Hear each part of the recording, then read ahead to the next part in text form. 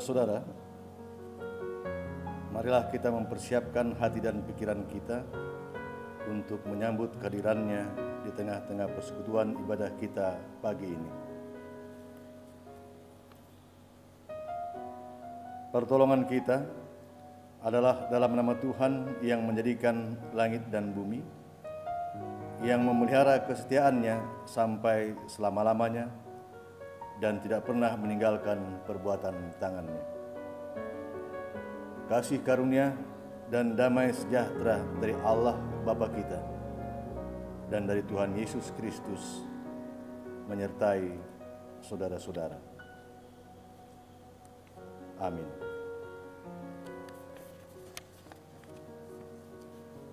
Marilah kita berdoa memohon bimbingan Tuhan di dalam pembacaan dan renungan firman Tuhan pada pagi hari ini. Jemaat Tuhan, mari berdoa. Bapa di sorga, ketika kami berupaya untuk mencari kebenaran-Mu, kami sadar bahwa kami penuh dengan keterbatasan. Kami tidak berdaya di dalam kekudusan-Mu. Oleh sebab itu, biarlah Roh Kudus-Mu menuntun dan mengajar kami, agar kami mengerti, agar kami dapat melakukan kehidupan kami seperti yang Engkau kehendaki. Berfirmanlah kepada kami, sebab kami mendengarkan Engkau. Dalam nama Tuhan Yesus Kristus, kami berdoa. Amin.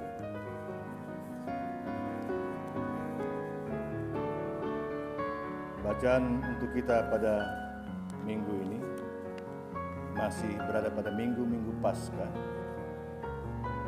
Diambil dari kitab Kejadian pasal 11, ayat 1 hingga ayat 9, dan kemudian Matius pasal 5, ayat 43 hingga 48. Kejadian pasal 11, ayat 1 hingga ayat 9, Menara Babel. Adapun seluruh bumi, satu bahasanya dan satu logatnya. Maka berangkatlah mereka ke sebelah timur dan menjumpai tanah datar di tanah Sinear. Lalu menetaplah mereka di sana. Mereka berkata seorang kepada yang lain, "Marilah kita membuat batu bata dan membakarnya baik-baik. Lalu bata itulah dipakai mereka sebagai batu dan tergala-gala sebagai tanah liat. Juga kata mereka, marilah kita dirikan bagi kita sebuah kota dengan sebuah menara yang puncaknya sampai ke langit, dan marilah kita cari nama, supaya kita jangan terserak ke seluruh bumi.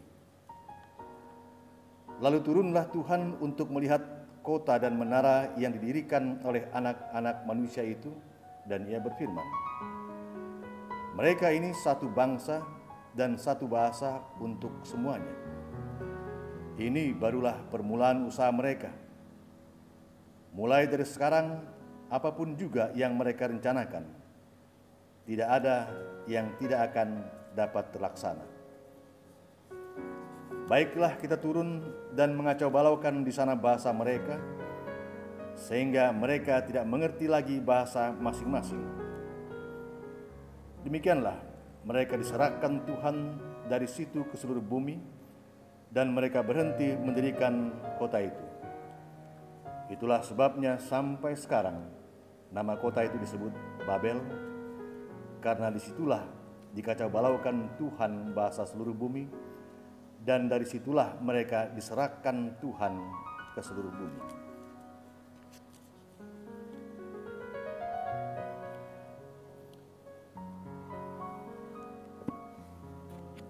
Pembacaan yang kedua, Matius pasal 5 ayat 43 hingga ayat 48.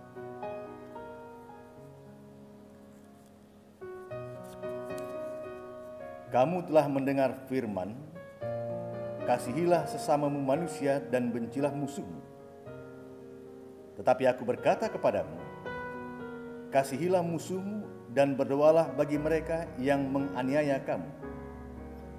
Karena dengan demikianlah kamu menjadi anak-anak Bapamu yang di sorga, yang menerbitkan matahari bagi orang yang jahat dan orang yang baik, dan menurunkan hujan bagi orang yang benar dan orang yang tidak benar. Apabila kamu mengasihi orang yang mengasihi kamu, apakah upahmu? Bukankah pemungut cukai juga berbuat demikian? Dan apabila kamu hanya memberi salam kepada saudara-saudaramu saja, apakah lebihnya daripada perbuatan orang lain?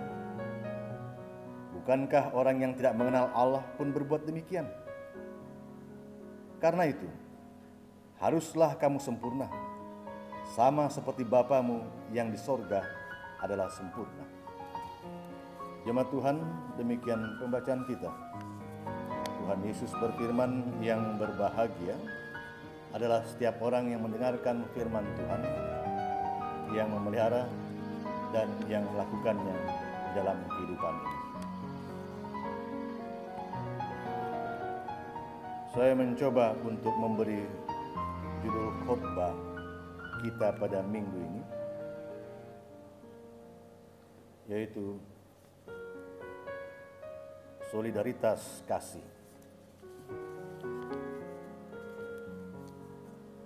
Jemaat Tuhan, mengkomunikasikan sebuah informasi di zaman sekarang itu tidaklah lagi menjadi persoalan bagi manusia. Siapa dan apa tidak lagi menjadi tanda tanya bagi hampir semua orang. Hampir semuanya menjadi jelas, dan hampir semuanya juga terjangkau luas. Timur, barat, utara, selatan, seolah-olah begitu dekat tanpa jarak.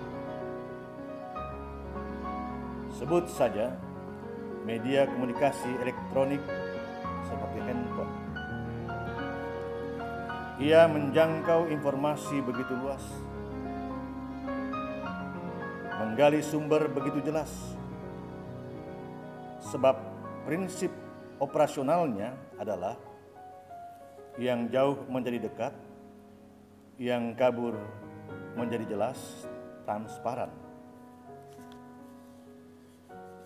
Hanya yang menjadi persoalan bagi kita adalah dalam praktiknya prinsip-prinsip operasional sebuah handphone seringkali dirubah dengan berbagai alasan. Sehingga yang terjadi adalah yang jauh semakin jauh, yang dekat semakin dekat, yang kabur semakin kabur, yang jelas semakin jelas. Seolah-olah hidup ini dipersempit, ruang gerak diperkecil. Lalu cara pandang pun menjadi kerdil dan picik. Lihat saja, ada grup keluarga, grup alumni pendidikan, grup instansi pekerjaan, grup profesi, grup hobi dan minat, grup ini dan itu dan sebagainya. Jemaat Tuhan, di Sinear, bangsa itu bersepakat menetap di daerah itu, membangun kota dan menara yang tinggi menjulang ke langit, mencari nama sebagai identitas kelompok, dan menjadikan kelompok mereka sebagai kelompok yang eksklusif. Kelompok yang tidak boleh kemana-mana, kelompok yang tidak boleh keluar. Ada maksud dan tujuan yang mulia dari kesepakatan itu, yaitu mereka tidak boleh kemana-mana dan harus tetap bersatu. Ada upaya untuk menggalang sebuah kesatuan melalui sebuah sikap, yaitu sikap solidaritas dalam kelompok. Mereka mencoba membangun sebuah prestise, yaitu prestise kelompok. Ini lumrah, ini wajar dan rasional. Bagaimanapun juga, dan siapa saja tentu berpola pikir seperti itu. Tetapi apa persoalannya? Sehingga Tuhan harus turun ke bumi, mengacau balaukan kesepakatan bangsa itu. Jemaat yang dikasihi Tuhan, meraih sebuah kesuksesan dalam konteks ini kesejahteraan bagi kelompok yang berjumlah banyak tentu lebih sulit ketimbang kelompok yang berjumlah sedikit atau kecil. Tidak efisien dan juga tidak efektif. Bagaimanapun juga, cita-cita yang tinggi harus dimulai dari bawah. Perjalanan ribuan kilometer toh berawal dari satu langkah kecil. Tidak ada yang instan atau juga otomatis. Semuanya berproses. Bangsa ini pun berpikir sama. Itu sebabnya mereka berkata, marilah kita dirikan bagi kita sebuah kota dengan sebuah menara yang puncaknya sampai ke langit, dan marilah kita cari nama, supaya kita jangan terserak ke seluruh bumi. Ayat yang keempat. Mereka ingin punya prestise, diakui, dan itu harus diperoleh lewat usaha keras sebagai sebuah prestasi. Sekali lagi, ini hal yang wajar, lumrah dan rasional. Hanya yang menjadi persoalan adalah ketika mereka berhasil, lalu puas dengan apa yang telah dicapai, dan tidak berniat untuk berbagi dalam cakupan yang lebih luas, ini persoalan. Keberhasilan hanya bagi kelompok itu saja dan bukan untuk orang-orang yang berada di luar kelompok. Ini masalah. Asumsinya,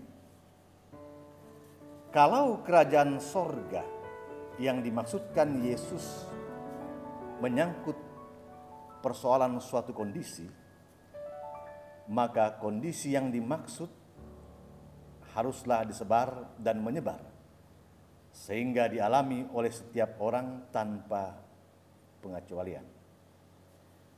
Saudara-saudara boleh bandingkan dengan kitab Kejadian pasal 1 ayat 28 dan Lukas pasal 9 ayat 59 hingga ayat 62. Itu berarti apapun yang menghalangi proses penyebaran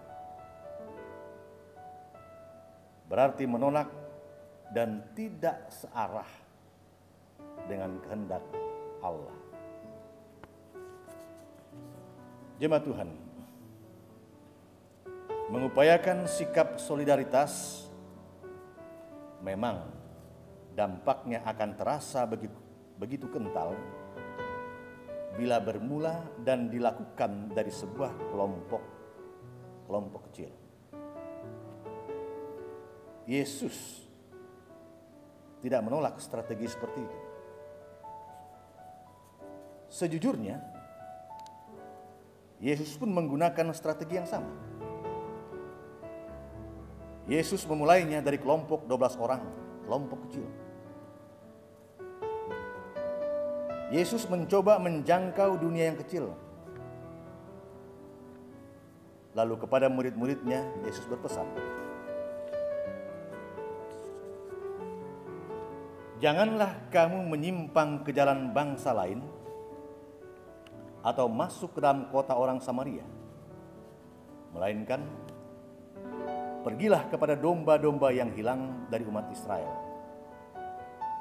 Matius 10 ayat 5 dan ayat 6. Orientasi Yesus hanya umat atau bangsa Israel, hanya satu bangsa. Persoalannya adalah solidaritas yang diupayakan Yesus adalah sebuah solidaritas yang berlandaskan kasih. Solidaritas yang lebih revolusioner. Solidaritas yang menembus sekat-sekat pemisah, pembatas antara manusia dan manusia, yang umumnya terkemas dalam nilai-nilai ataupun norma-norma keluarga, masyarakat, etnis, suku, adat istiadat, dan bahkan agama.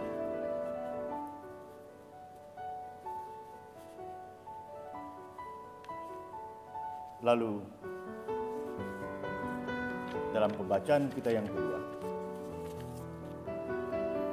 Matius 5 ayat 43 hingga 48, Yesus mengungkapkan solidaritas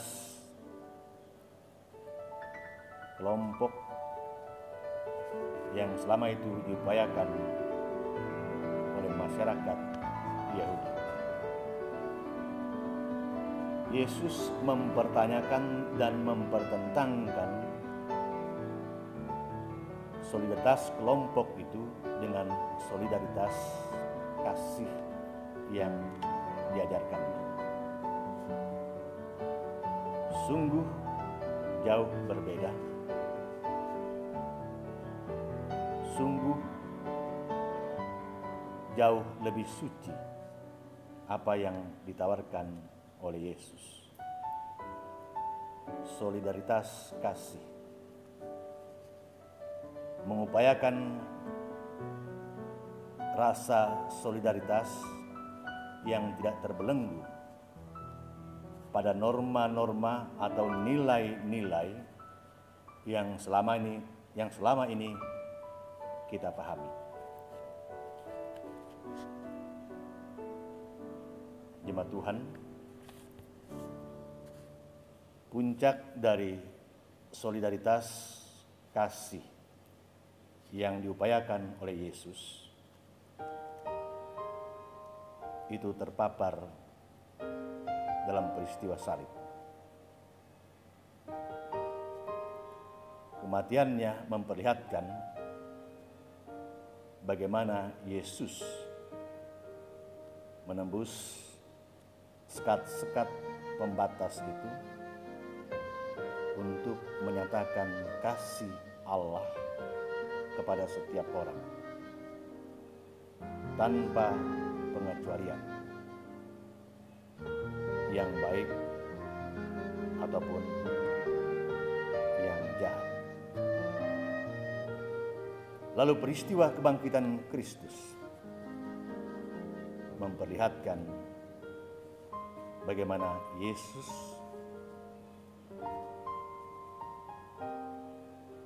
memenangkan pertarungan itu dengan tetap berpegang pada prinsip solidaritas kasih. Jemaat Tuhan, marilah kita menjalani minggu Paskah ini di tengah-tengah persoalan yang kita hadapi. Istimewa peristiwa mewabahnya virus corona dengan lebih bijak, dengan penuh hikmat, belajar untuk mengasihi, belajar untuk senasib dan sepenanggungan bagi persoalan orang lain. Tuhan memberkati saudara-saudara. Amin.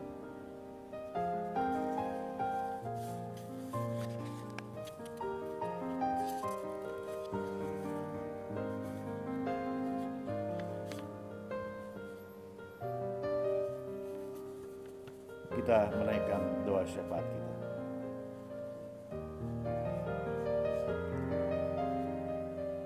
Bapa di surga, tentu tidak terasa nyaman bagi kami untuk melewati hari-hari kami yang jauh berbeda dari hari-hari yang pernah kami jalani.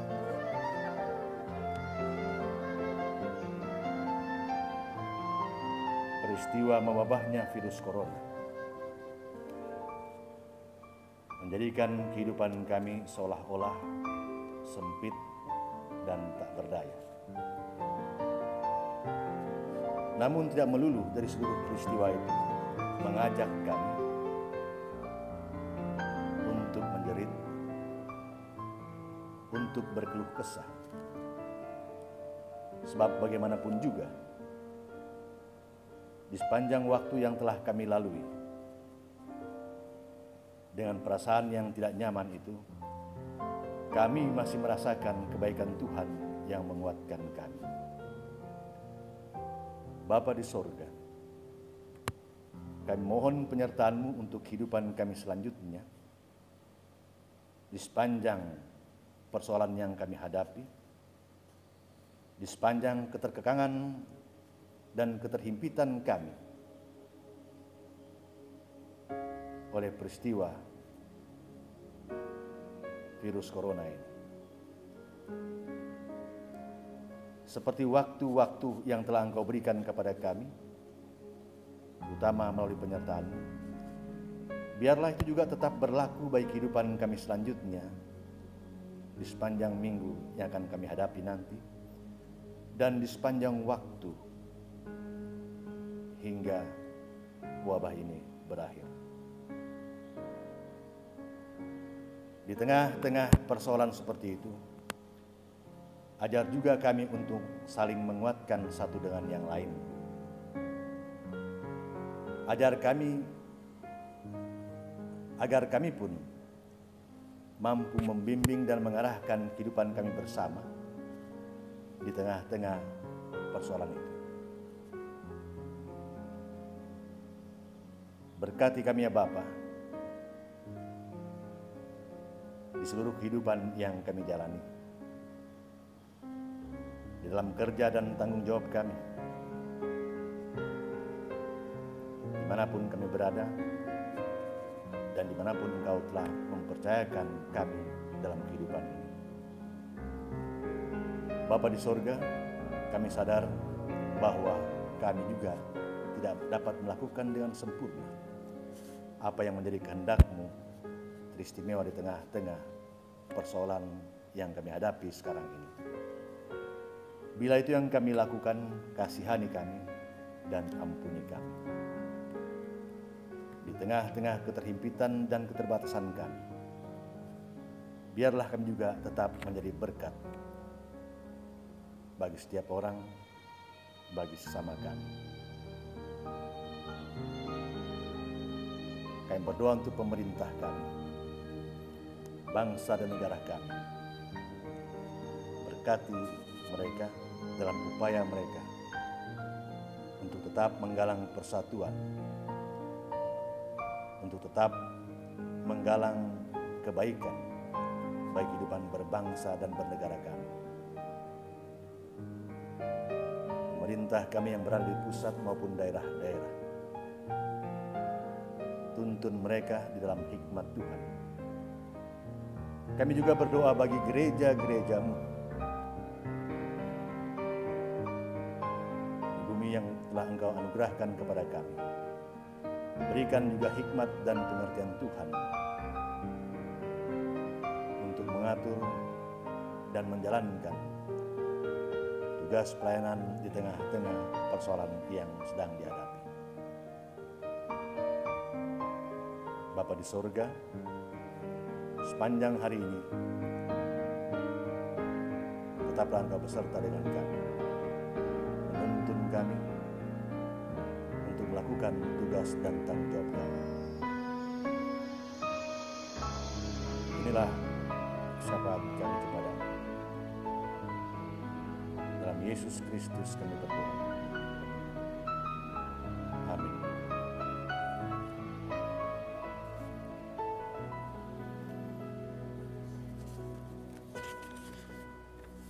Jemaat Tuhan, marilah kita kembali ke dalam kehidupan kita masing-masing, ke dalam tugas dan tanggung jawab kita. Marilah kita menjadi berkat di sana, dan marilah kita menjadi sukacita bagi orang-orang di sekitar kita. Arahkanlah hatimu kepada Tuhan, dan terimalah berkat-Mu.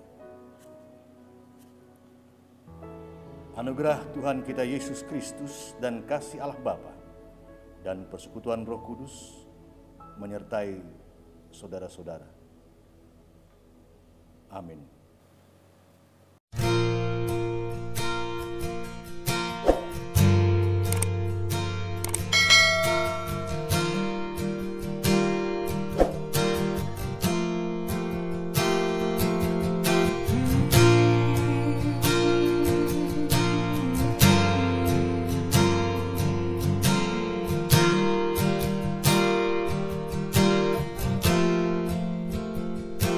Sadar tak semua